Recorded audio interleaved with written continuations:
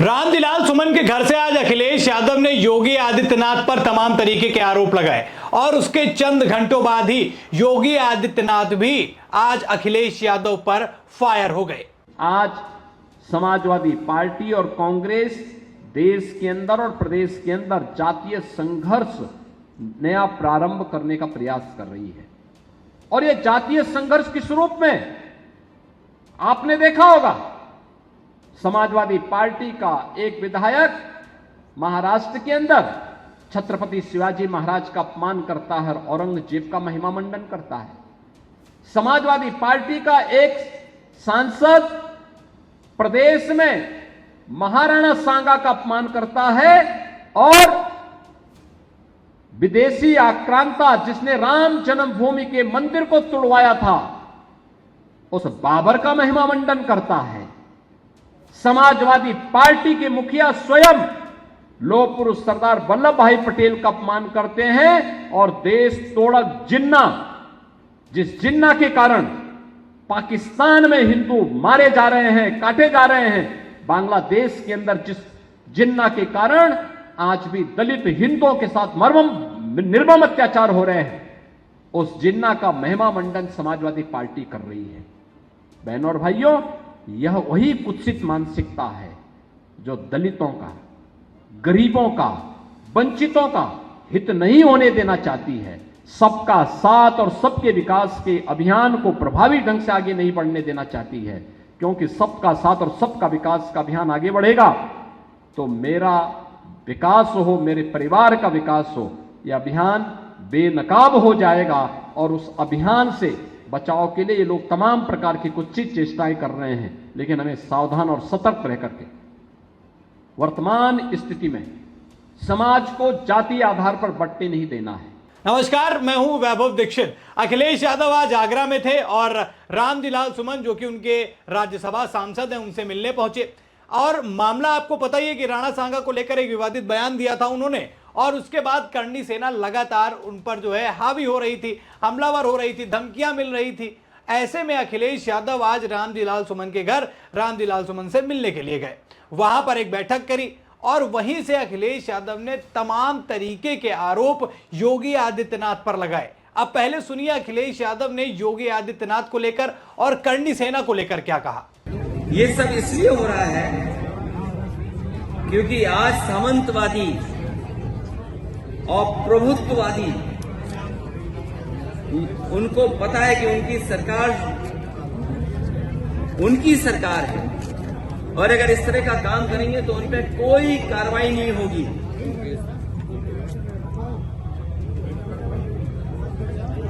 इसीलिए निषाद समाज की वीरांगना फूलन देवी को मारने वाला और किस तरह बोलने वाले लोग वहां शामिल हो, किस तरह ब्रॉडकास्ट किया जा रहा है आज के समय पर। आज जब मैं अपनी पार्टी के दलित सांसद आदि सुमन जी के साथ खड़ा हूं तो याद होगा मुझे गोली मारने की धमकी मिल रही है। जैसे फूलन देवी जी को मारा जैसे वैसे तुम्हें मारेंगे। आखिरकार कौन है इनके पीछे? और अगर ये धमकी दी गई है, अगर वो पोस्ट वायरल हो रही है, सोशल मीडिया पे चल रही है, वैसे तो सरकार को खुद संज्ञान लेना चाहिए। लेकिन अगर हमारी पार्टी के लोग शिकायत भी करने जा रहे हैं तो उस पर एफआईआर दर्ज नहीं हो रही है। बीजेपी के लोग कुछ भी लिख सकते हैं, उन पे एफआईआर नहीं होगी, कड़ी कार्रवाई नहीं होगी। और अगर एफआईआर हो भी जाएगी तो कार्रवाई नहीं होगी। करीबन 25-30 एफआईआर तो हम लिखा चुके हैं। इस सरकार में जाति कैसे काम कर रही है उसे देखिए।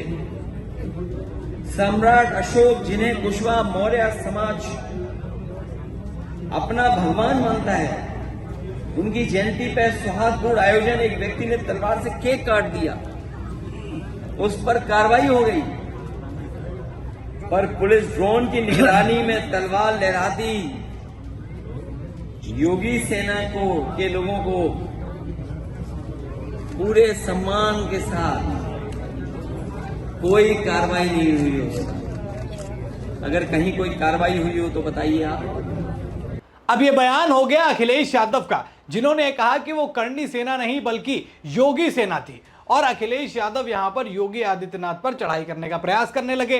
तमाम तरीके के सवाल, तमाम तरीके के आरोप आज अखिलेश यादव ने आगरा से बैठकर योगी आदित्यनाथ पर लगाए, लेकिन योगी भी शांत नहीं बैठे। योगी फायर हुए और योगी आदित्यनाथ ने अखिलेश यादव पर अपने शब्दों से हमला बोला। आज क्या बोला योगी आदित्यनाथ ने, जरा सुनिए। आज समाजवादी पार्टी और कांग्रेस देश के अंदर और प्रदेश के अंदर जातीय संघर्ष नया प्रारंभ करने का प्रयास कर रही है और यह जातीय संघर्ष किस रूप में? आपने देखा होगा, समाजवादी पार्टी का एक विधायक महाराष्ट्र के अंदर छत्रपति शिवाजी महाराज का अपमान करता है और औरंगजेब का महिमा मंडन करता है। समाजवादी पार्टी का एक सांसद प्रदेश में महाराणा सांगा का अपमान करता है और विदेशी आक्रांता जिसने राम जन्मभूमि के मंदिर को तुड़वाया था उस बाबर का महिमा मंडन करता है। समाजवादी पार्टी के मुखिया स्वयं लौह पुरुष सरदार वल्लभ भाई पटेल का अपमान करते हैं और देश तोड़क जिन्ना, जिस जिन्ना के कारण पाकिस्तान में हिंदू मारे जा रहे हैं, काटे जा रहे हैं, बांग्लादेश के अंदर जिस जिन्ना के कारण आज भी दलित हिंदुओं के साथ निर्मम अत्याचार हो रहे हैं, उस जिन्ना का महिमा मंडन समाजवादी पार्टी कर रही है। बहनों और भाइयों, यह वही कुत्सित मानसिकता है जो दलितों का, गरीबों का, वंचितों का हित नहीं होने देना चाहती है।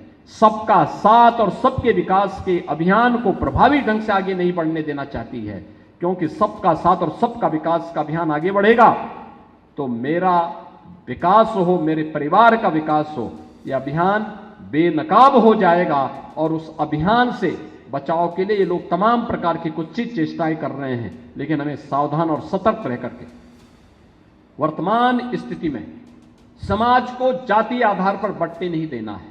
योगी आदित्यनाथ क्या कह रहे हैं, आपने सुना कि जिन्ना की सोच जो है वो अखिलेश यादव को पसंद है, जिसकी वजह से पाकिस्तान, बांग्लादेश में हिंदुओं के साथ क्या हो रहा है। अब योगी आदित्यनाथ का जब ये जवाब दोस्तों सामने निकल कर आया तो यही माना जा रहा है कि अखिलेश यादव ने आज जो आगरा से तमाम तरीके के आरोप मढ़े हैं योगी आदित्यनाथ पर, ये उसी का जवाब था। और योगी आदित्यनाथ ने जिस तरीके से काउंटर किया है वो बड़ा देखने वाली बात रही, क्योंकि कुछ ही देर पहले अखिलेश यादव तमाम तरीके की बातें करते हैं, देश के महान नायकों पर टिप्पणी करने वाले रामजीलाल सुमन के घर से बैठकर वो जो ये बातें करते हैं, वही आज अखिलेश यादव ने बताया कि इनके नायक कौन हैं। ये देश के महापुरुषों का, देश के लिए जिन्होंने जान कुर्बान कर दी, उनका सम्मान नहीं करते, बल्कि ये जिन्ना वाली सोच के लोगों को सम्मान देते हैं, यही उनके नायक है। अब योगी आदित्यनाथ केवल यही नहीं थमे, इतना नहीं जवाब दिया, क्योंकि अखिलेश यादव ने आज तमाम तरीके की बातें आगरा से कही, तो योगी आदित्यनाथ ने समाजवादी पार्टी के समय में क्या स्थितियां थी उसको लेकर भी बताया और साथ ही साथ ये भी बताया कि जब जब विकास होता रहता है तो इन्हें विकास अच्छा नहीं लगता करते हुए, देखते हुए। तो एक बार योगी आदित्यनाथ ने क्या कहा इस पर भी जरा ध्यान दे देते हैं। उत्तर प्रदेश में 2017 के पहले जिस प्रकार की व्यवस्था थी, अराजकता थी, गुंडागर्दी थी, ना बेटी सुरक्षित थी, ना व्यापारी सुरक्षित था, कोई निवेश करने नहीं आता था, कोई तैयार नहीं था। आज उत्तर प्रदेश के अंदर निवेश का एक बेहतरीन वातावरण बना है हर एक सेक्टर में, और मुझे लगता है कि उत्तर प्रदेश आज अकेले इन 8 वर्षों में हम लोगों ने जो बड़ा निवेश कराया है उनकी संख्या अपने आप में ही मेरा अनुमान है कि 15 करोड़ का तो यहाँ पे इन्वेस्ट यूपी के माध्यम से ही हम लोगों ने करवाया है। एमएसएमई विभाग का अलग है, अन्य विभागों के अलग अलग है, और इस बड़े निवेश के माध्यम से हम लोगों ने लाखों नौजवानों के लिए नौकरी की सुविधा यहां पर दी है। आज उत्तर प्रदेश के पास अपना लैंड बैंक है, उत्तर प्रदेश के पास 33 अलग अलग सेक्टर में निवेश करने के लिए सेक्टोरियल पॉलिसीज हैं। आज उत्तर प्रदेश के अंदर विकास की अनंत संभावनाओं को लेकर के कार्य करने के लिए जो कार्य की एक निवेश के लिए अनेक फील्ड उत्तर प्रदेश के अंदर खुले हुए हैं हर एक क्षेत्र में। पर्याप्त मात्रा में निवेश हो रहे हैं। कोई पिक एंड चूज नहीं, पॉलिसी के दायरे में कोई व्यक्ति आएगा, निवेश मित्र पोर्टल से करेगा, 500 से अधिक क्लियरेंस उसको एक प्लेटफॉर्म पे उपलब्ध होने की व्यवस्था है। कोई व्यक्ति निवेश करने का इच्छुक है, एमओयू करते ही उसकी मॉनिटरिंग की व्यवस्था निवेश सारथी के माध्यम से है। और किसी का प्रोडक्शन प्रारंभ हो गया तो प्रोडक्शन प्रारंभ होते ही उस निवेशक के लिए प्रदेश के अंदर इंसेंटिव भी ऑनलाइन देने की व्यवस्था की गई है। अकेले एक वर्ष में हम लोगों ने 24-25 में ही अब तक हम लोग 4,000 करोड़ रुपए से अधिक के इंसेंटिव यहां जिन लोगों ने उद्यम लगाए थे और प्रोडक्शन प्रारंभ हो चुका है उनको दे चुके हैं। यह किसी भी सरकार के जितना हमने एक वर्ष में दिया है, आजादी के बाद किसी भी सरकार के 5 साल या 10 साल के कार्यकाल में इतना इंसेंटिव किसी भी उद्योग को नहीं दिए गए थे, निवेशकों को कभी नहीं दिए गए थे। हां, लोगों के मन में एक बात थी, सरकारें घोषणा तो करती थी, लेकिन जो अक्सर होता है कि मंत्र में नेता बोलेगा तो इसका मतलब यह है कि वह सच नहीं होगा, और यही होता था। पॉलिसी के दायरे में लाने के बावजूद भी सरकारें इंसेंटिव नहीं देती थी और निवेशक भी ये मान लिया था कि साहब ये तो नेता की घोषणा है तो पूरी नहीं होनी है। हमने कहा नहीं, अगर सरकार ने घोषणा की है तो ये नेता की नहीं, ये उत्तर प्रदेश की आवाज है, उत्तर प्रदेश की बात है, पूरी होनी ही होनी है। और इसको हम लोगों ने यहाँ पे हर अक्सर से लागू करने का कार्य किया है। योगी आदित्यनाथ जिस तरीके से अखिलेश यादव पर हावी हुए, उससे साफ तौर पर पता चल रहा है कि उत्तर प्रदेश में सियासी पारा गर्म हो चुका है। अखिलेश यादव जहां पीडीए की राजनीति चमकाने के चक्कर में तमाम तरीके के बयान दे रहे हैं, वहीं काफी दिन से शांत बैठे योगी आदित्यनाथ ने भी आज अखिलेश यादव को लेकर कई बातें बोली और वो बातें मैंने आपको सुनाई भी। ये साफ दिखा रहा है कि उत्तर प्रदेश में 2 साल बाद विधानसभा चुनाव आने वाले हैं और इसीलिए दोनों पार्टी के प्रमुख नेता, मेन लीडर जो हैं, वो अब शब्दों के बाढ़, शब्दों के तीर एक दूसरे पर छोड़ते हुए नजर आ रहे हैं। और अखिलेश यादव ने इसकी शुरुआत करी और उसके बाद योगी आदित्यनाथ ने उन्हें करारा जवाब दिया है। अब पहले तो तमाम तरीके की बातें यहां पर आगरा में अखिलेश यादव कहते हैं और रामजीलाल सुमन का समर्थन भी करते हैं, वो सारी चीजों को भी योगी आदित्यनाथ ने ध्यान रखा। और ये जो बयान मैंने योगी आदित्यनाथ के आपको सुनाए, ये कहीं ना कहीं उसी का एक सार है, उसी का एक जवाब दिया है। तो सियासी पारा दोस्तों गर्म हो चुका है। अखिलेश यादव भी अपने शब्दों की तीर चला रहे हैं, दूसरी तरफ योगी आदित्यनाथ भी एक्टिव हो गए हैं। अब देश की राजधानी में उत्तर प्रदेश की चर्चा बेहद ज्यादा होगी, क्योंकि ये 2 ऐसे नेता हैं जिनकी शब्दों की लड़ाइयां जो होती हैं वो बेहद चर्चा का विषय बन जाती हैं। अभी जहां अखिलेश यादव ने कुछ दिन पहले ही दैनिक जागरण अखबार का विरोध किया था, दैनिक जागरण का विरोध किया, योगी आदित्यनाथ वहां पर पहुंचे, वहां पर भी योगी आदित्यनाथ ने कई बातें कही हैं, जरा इस पर भी ध्यान दे लीजिए। ये दैनिक जागरण की अपनी विरासत के प्रति, अपनी राष्ट्रीयता के प्रति प्रतिबद्धता का एक उदाहरण है और उस प्रतिबद्धता की कीमत दैनिक जागरण को चुकानी पड़ी थी।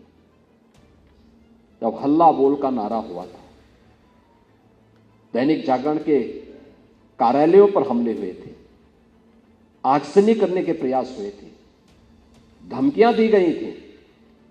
यह दूसरी इमरजेंसी थी, यानी 1975 के बाद यह दूसरी इमरजेंसी थी जब इन्होंने अपनी विरासत और अपनी राष्ट्रीयता को अपनी लेखनी के माध्यम से, अपनी कलम की धार के माध्यम से अभिव्यक्त करना प्रारंभ किया।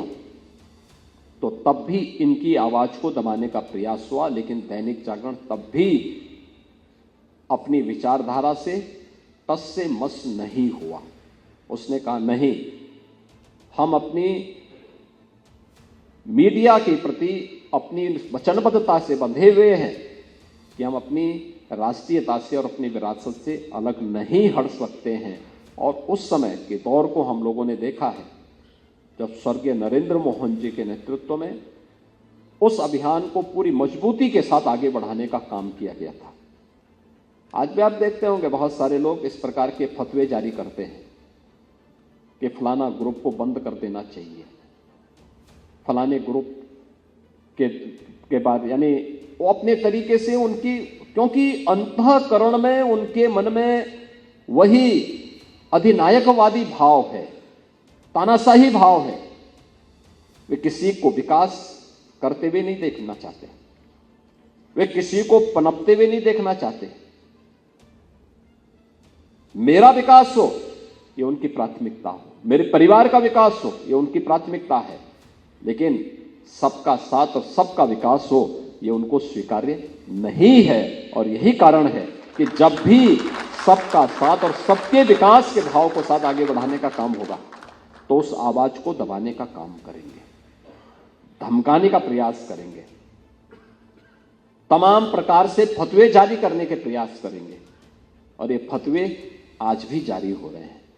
तो आपने देखा कि कैसे ये जुबानी जंग जो है वो शुरू होती हुई नजर आ रही है। उत्तर प्रदेश में चुनाव भले ही 2027 में है, लेकिन दोस्तों पारा अभी गर्म है। क्या कहना चाहेंगे इन दोनों की बातों पर? किसकी बातों से आप ज्यादा सहमत हैं, अखिलेश यादव की या फिर योगी आदित्यनाथ की? कमेंट करके जरूर बताइएगा। खबर में इतना ही। वीडियो को लाइक और शेयर करें। चैनल पर नए हैं तो चैनल को जरूर सब्सक्राइब कीजिएगा। फिर मिलते हैं नई खबर में, तब तक के लिए धन्यवाद।